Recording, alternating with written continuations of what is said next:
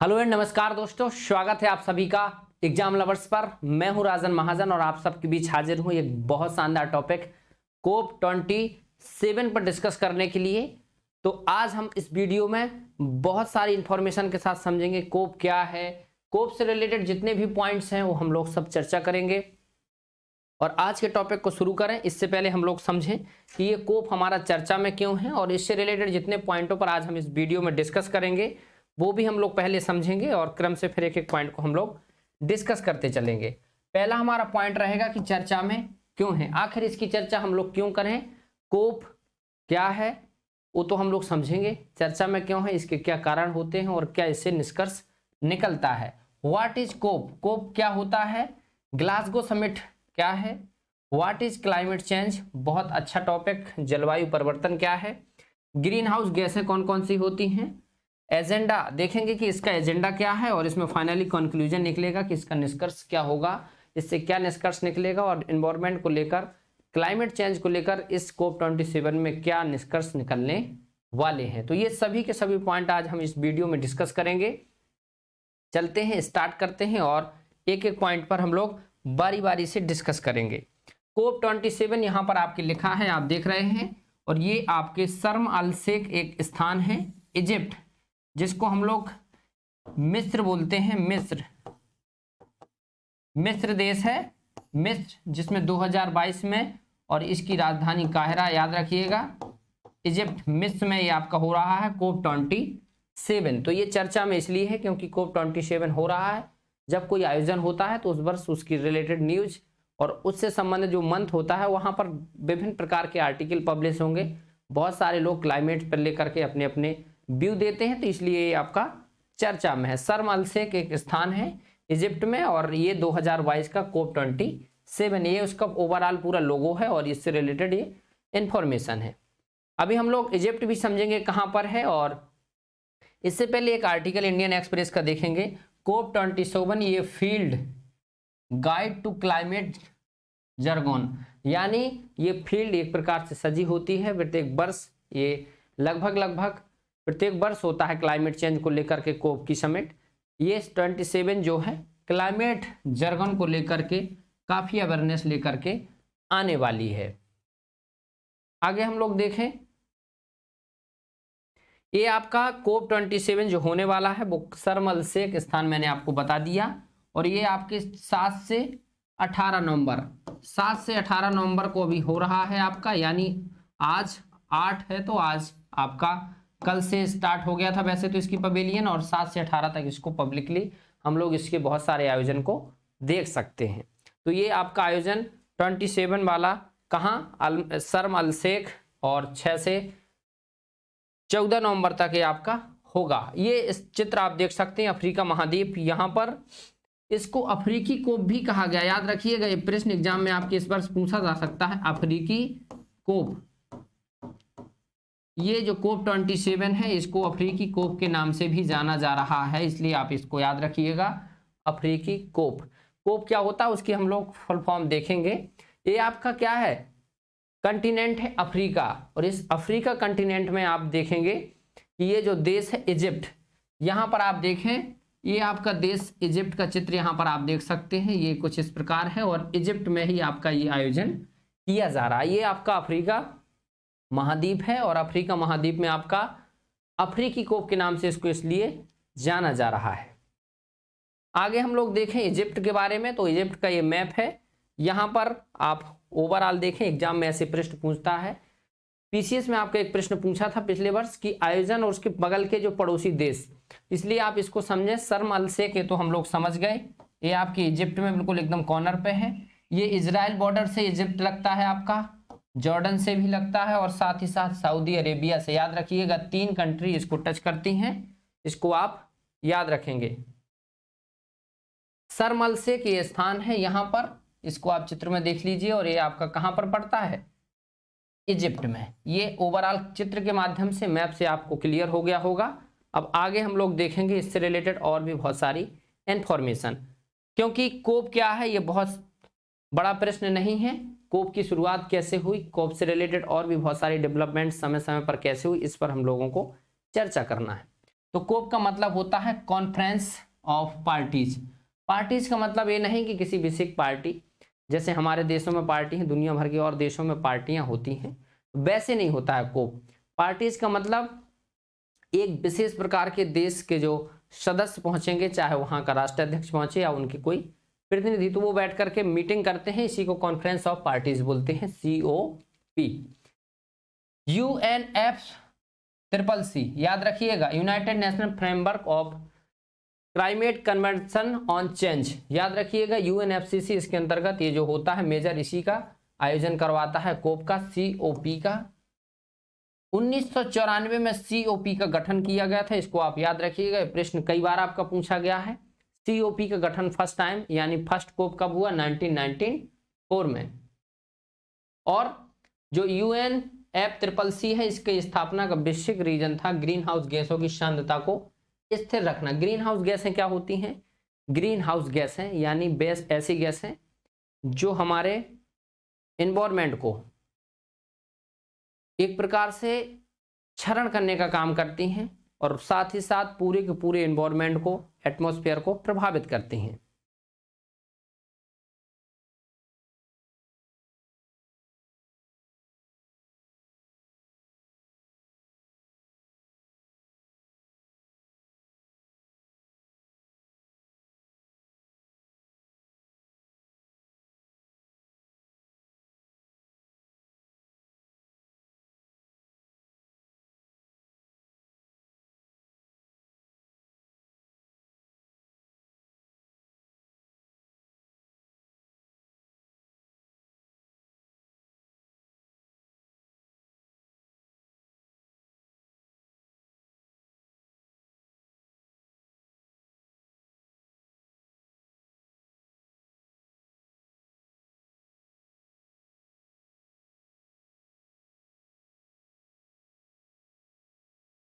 चलिए हम लोग समझते हैं कोप के बारे में, थोड़ा सा इंटरप्शन हुआ, कोई बात नहीं। कोप जिसको हम लोग समझ चुके हैं कॉन्फ्रेंस ऑफ पार्टीज के नाम से हम लोग जानते हैं, और UNFCCC संस्था के द्वारा विशेष रूप से इसका आयोजन किया जाता है। कोप का जब गठन हुआ, UNFCCC ने इसके लिए एक प्राधिकरण अथॉरिटी का मैनेजमेंट किया, तो उसी के साथ इसकी शुरुआत हुई एक पर्पज के साथ, जिसको जलवायु परिवर्तन में बेसिक रूप से परिवर्तन को कम करना, जलवायु परिवर्तन के प्रभाव के अनुकूलन हेतु तैयारियां करना, और साथ ही साथ जलवायु परिवर्तन से संबंधित एजुकेशन, प्रशिक्षण और जन जागरूकता को बढ़ावा देना। ये UNFCCC की एक विशेष क्या है? विशेषताएं हैं, जिसके साथ ये कोप का आयोजन करवाती है। यानी कोप का विशेष रूप से आयोजन सिर्फ जलवायु परिवर्तन को रोकना है। जैसे कि हम लोग पूर्व में देखते थे कि हमारी जलवायु कैसी थी, वैसे ही इसको लाना है। और इसी के साथ ये 27 पर हम लोग समझें, ये भारत की तरफ से भारत के वन और पर्यावरण मंत्री भूपेंद्र यादव जी आए हुए हैं यहाँ पर कोप 27 में, और वहाँ पर इंडियन पवेलियन को उद्घाटन कर रहे हैं। यानी इससे आप समझेंगे कि इंडिया भी कोप में शामिल हुआ। पिछला जो कोप का 26 हुआ था, उसमें भारत के प्रधानमंत्री भी गए हुए थे। इसमें फिलहाल नहीं हुए, शिरकत किए हैं, अफ्रीका में हो रहा है, और किसी कारण से अपने प्रतिनिधि के रूप में भूपेंद्र यादव जी को भेजा गया है। फाइनली यहाँ पर हम लोग देखें, ये एक बहुत अच्छी डेवलपमेंट देखने को मिली है। फर्स्ट टाइम कोप 27 में UN climate talks open in Egypt, climate compensation in agenda for first time. यानी जो क्लाइमेट को लेकर के बहुत सारे फंड की बात होती थी, फर्स्ट टाइम इसको एक एजेंडे के रूप में लिया गया। पहले बिंदुओं पर चर्चा होती, लेकिन फर्स्ट टाइम एक एजेंडा होगा। और क्या होगा? फाइनेंस, जो कंपनसेशन है वो क्लाइमेट को लेकर के गवर्नमेंट जितनी भी हैं वो शामिल होंगी, लेकिन उनके लिए जो डेवलप कंट्री हैं, नॉन डेवलप कंट्री हैं, उनके लिए कंपनसेशन कैसे मिलेगा, ये पहला एजेंडा निर्धारित किया गया है। आगे हम लोग देखें, इससे रिलेटेड कुछ पॉइंट्स हैं जो कि हम लोग जलवायु परिवर्तन में बहुत पढ़ते हैं। आज उन पॉइंट्स पर मैं डिस्कस करूंगा, क्योंकि कोप 27 तो 1 मिनट का था, मैं बता देता, लेकिन कोप से रिलेटेड चीजें क्या क्या होती हैं वो हमको समझना बहुत जरूरी है। इसमें बहुत सारे बेसिकली आपके पॉइंट आएंगे, और ये पॉइंट आप देखेंगे यहां पर, ये लगभग 10 पॉइंट ऐसे हैं जिन पर आपको समझना चाहिए, जलवायु परिवर्तन को आपको समझना है। इससे पहले ग्लासगो समिट आपकी 22 में जो हो रहा 27, 21 में ग्लासगो समिट हुआ। पेरिस एग्रीमेंट क्या है इसको भी हम लोग समझेंगे। ग्रीन हाउस गैसेस क्या होती हैं इनको भी जानेंगे। 1.5 डिग्री क्या है, कोप 27 जिसकी हम लोग अभी चर्चा कर चुके हैं। नेशनली डिटरमाइंड कंट्रीब्यूशन यानी राष्ट्रीय स्तर पर जो अपना कंट्रीब्यूशन देना है, योगदान देने के लिए दृढ़ संकल्पित होना। जस्ट ट्रांजिशन क्या है, क्लाइमेट फाइनेंस क्या है, CBDR क्या है और लॉस एंड डैमेज इसके क्या होंगे, ये सभी पॉइंट पर मैं डिस्कस करूंगा। तो चलिए स्टार्ट कर देते हैं अपनी जानकारी को। ग्लासगो, ये 2021 में आपका कोप 27 जिसको ग्लासगो समिट बोला जाता है, ये यूके और इटली की पार्टनरशिप के साथ इसका आयोजन किया गया था। और इसको जाना इसलिए विशेष रूप से जा रहा है क्योंकि इसमें एक बहुत बड़ा निर्णय लिया गया जिसको हम लोग बोलते हैं नेट जीरो। याद रखिएगा, जो जीरो वाला शब्द है ना, ये जीरो नहीं है। नेट जीरो एक अलग शब्द है, जीरो एक अलग शब्द है ना। तो नेट जीरो इसमें एक नया शब्द इजाद किया गया है। और नेट जीरो का मतलब ये होता है कि लगभग कार्बन के उत्सर्जन को जीरो के स्तर पर लाना। यानी हम कुछ दूसरे रिसोर्स डेवलप करें, जो रिसोर्स डेवलप हो जाएं उसके माध्यम से कार्बन का उत्सर्जन 2050 तक नेट जीरो किया जाए। जो हमारा पृथ्वी का तापमान है उसको 1.5 डिग्री पर ही रखा जाए। यानी 2021 तक ये टारगेट है कि पृथ्वी के तापमान को 1.5 सेल्सियस तक ही बढ़ने दिया जाए। इससे ज्यादा बढ़ेगा तो और ज्यादा मात्रा में क्लाइमेट चेंज होगा, बर्फ पिघलेगी, समुद्र महासागरों का जलस्तर बिगड़ेगा और पूरी जलवायु एकदम चेंज हो जाएगी। 2030 तक कार्बन उत्सर्जन में सभी जितने भी देश इसमें प्रतिभागी थे उनको इसमें क्या करना है, कटौती करना। और ये इसका बेसिक एजेंडा था। यूनाइटेड नेशन के ही एक पार्ट होते हैं ये UNFCCC, इसको आप याद रखिएगा। यूके और इटली के साथ इसको मिलकर बनाया गया था 2021 में, अक्टूबर में और नवंबर तक ये चलने वाला था। इसको आप समझिए कोप 26, ये आपका ग्लासगो जो कि यूनाइटेड किंगडम और इटली के साथ मिलकर मनाया गया था। आगे हम देखें कोप 21 जिसको पेरिस क्लाइमेट चेंज बोलते हैं। ये पेरिस जलवायु समझौता बहुत ज्यादा चर्चा में आता है। 21 याद रखिएगा, एग्जाम में आपके बहुत बार आया हुआ है।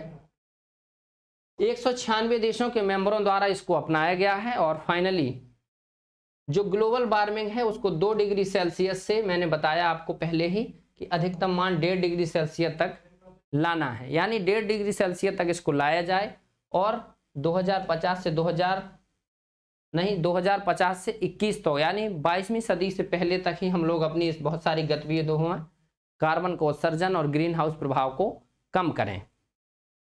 साथ ही साथ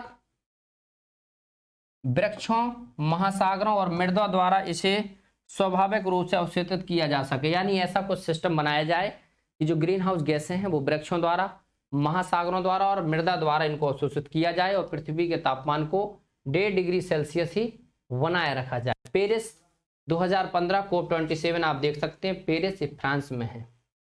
ये आप नेक्स्ट देखेंगे ग्रीन हाउस गैसें। ग्रीन हाउस गैसें आपकी जैसे मीथेन, कार्बन डाइऑक्साइड और साथ ही साथ आपकी नाइट्रस ऑक्साइड, फ्लोराइड गैसें, मीथेन, कार्बन डाइऑक्साइड और भी बहुत सारी गैसें होती हैं।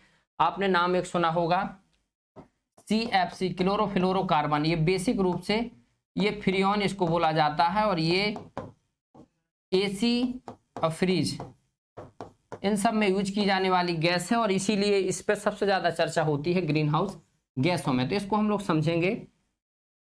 यदि एक ग्राफ के माध्यम से इसको समझें तो जो आपकी ग्रीन हाउस गैसें होती हैं, कार्बन यदि 1% आपका प्रभाव छोड़ता है तो मीथेन गैस 25%, और यदि मीथेन 25% प्रभाव छोड़ती है तो नाइट्रस ऑक्साइड इससे 300 गुना, यानी कार्बन से 300 गुना ज्यादा आपका नाइट्रस ऑक्साइड है। और कार्बन की तुलना में देखें तो जो फ्रियोन गैसें हैं वो 10,000 गुना इससे ज्यादा प्रभावशाली होती हैं। यानी AC और फ्रिज में जो यूज होने वाली गैसें हैं CFC, क्लोरोफ्लोरोकार्बन, जो कि ग्रीन हाउस गैसों का सबसे ज्यादा क्षरण करने का काम करती हैं। और इसको इस चित्र के माध्यम से आप देख सकते हैं। यहां पर देखें कार्बन डाइऑक्साइड 76%, मीथेन 16% और नाइट्रस ऑक्साइड 6%, साथ ही साथ फ्लोराइड गैसें 2% हैं लोग यूज करते हैं, लेकिन इनका प्रभावशीलता 10,000 गुना है कार्बन डाइऑक्साइड से। तो आप देख सकते हैं कि इनका प्रभाव प्लानिट पे कितना ज्यादा है। तो ये हैं आपकी ग्रीन हाउस गैसें जो कि आपके पूरे के पूरे इन्वायरमेंट को क्या कर रही हैं, प्रभावित कर रही हैं। चलिए आगे देखते हैं हम लोग। ये आपके सस्टेनेबल डेवलपमेंट है। सस्टेनेबल डेवलपमेंट पर हम लोग एक बेसिक क्लास लेंगे पूरी डिटेल में, कभी और किसी वीडियो में समझने का प्रयास करेंगे।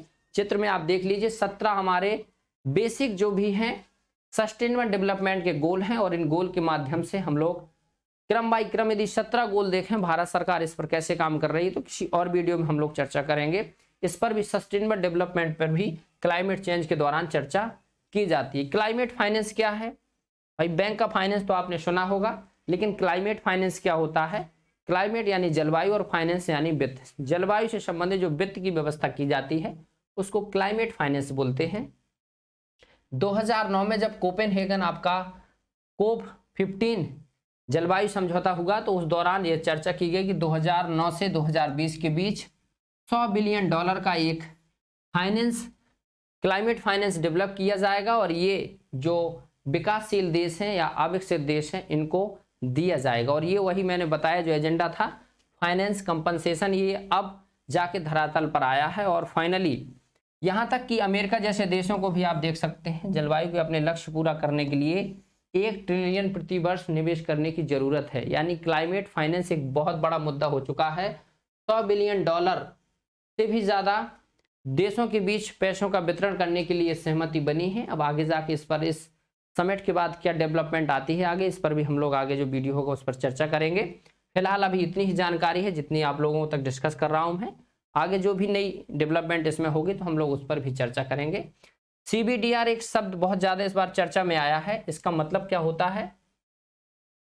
CBDR यानी C का मतलब कलेक्टिव बट डिस्क्रिमिनेट रिस्पॉन्सिबिलिटी, सभी के लिए एक साथ है। कलेक्टिव यानी एक साथ है, लेकिन सबके अपने अपने अलग अलग दायित्व हैं। हम इसको समझें जैसे क्लाइमेट चेंज पूरी दुनिया का एक मुद्दा है, लेकिन अपने अपने स्तर पर अलग अलग देश अपना अपना जो भी क्लाइमेट से लेकर के बहुत सारे रूल रेगुलेशन है वो बना रहे हैं, और इसी को बोलते हैं CBDR यानी